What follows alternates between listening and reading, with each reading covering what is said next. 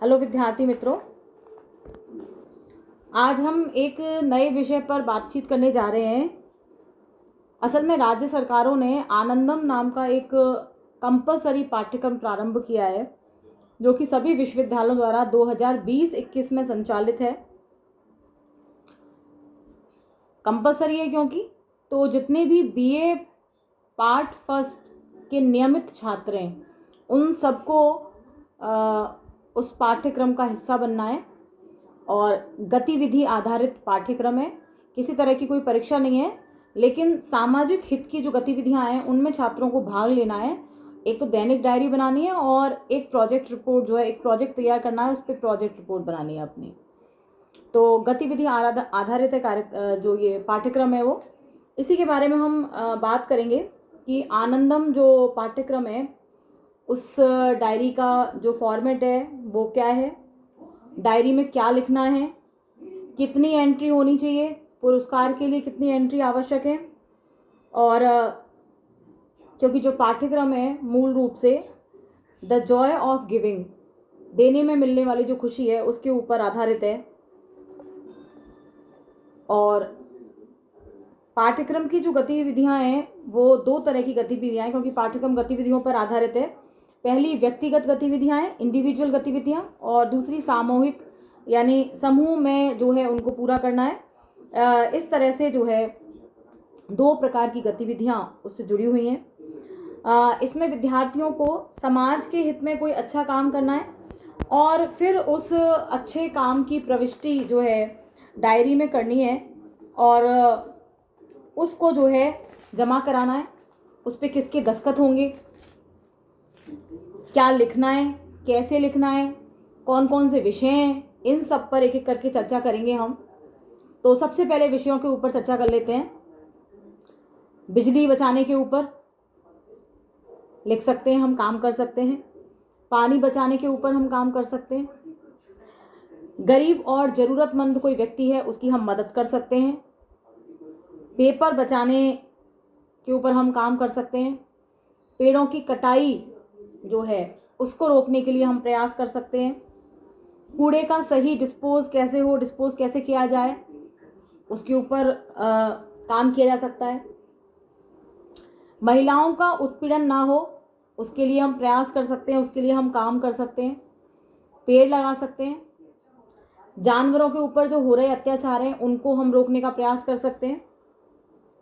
जो पेड़ लगे हुए हैं उनको पानी डालकर सींच सकते हैं, उसके ऊपर हम काम कर सकते हैं।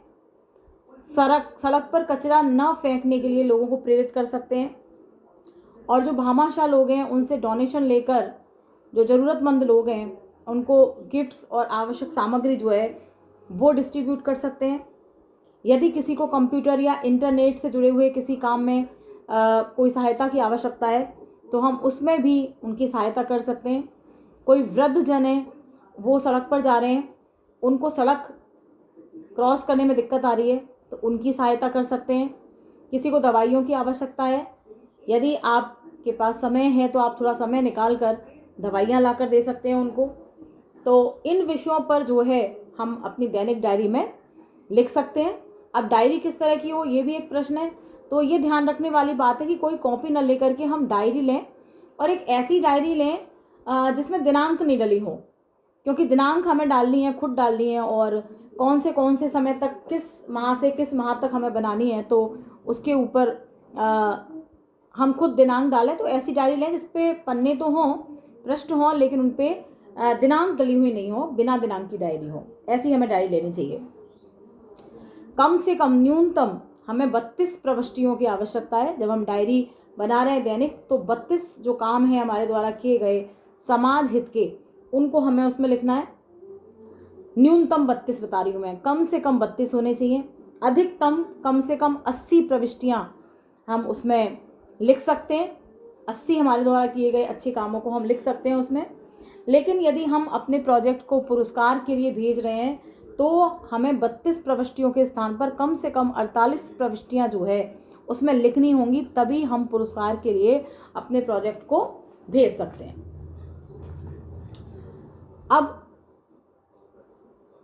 डायरी पर क्या क्या लिखा जाए, कैसे लिखा जाए, इसके बारे में बात करते हैं। तो सबसे पहले हमें ऊपर दिनांक डालनी पड़ेगी, जैसे कि 10 नवंबर 2020, और उसके बाद आपने जो बेहतर काम किया वो आपको लिखना पड़ेगा। जैसे मैं उदाहरण देकर बता रही हूँ आपको, आप चाहें तो 3 लाइन में ही लिख सकते हैं, आप चाहें तो थोड़ा बड़ा जैसे मैं बता रही हूँ वैसे भी लिख सकते हैं।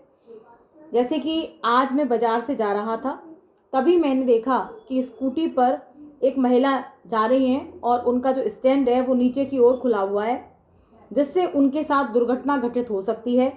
तब मैंने उन्हें रोककर अपना स्टैंड ठीक करने को कहा।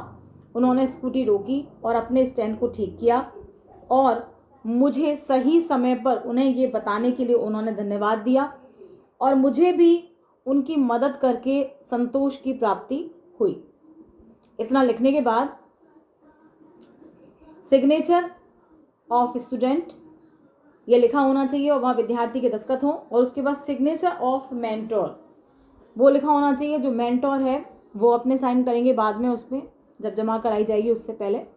तो इस तरह से जो है डायरी में अपनी जो प्रविष्टियाँ हैं वो आपको नोट करनी है।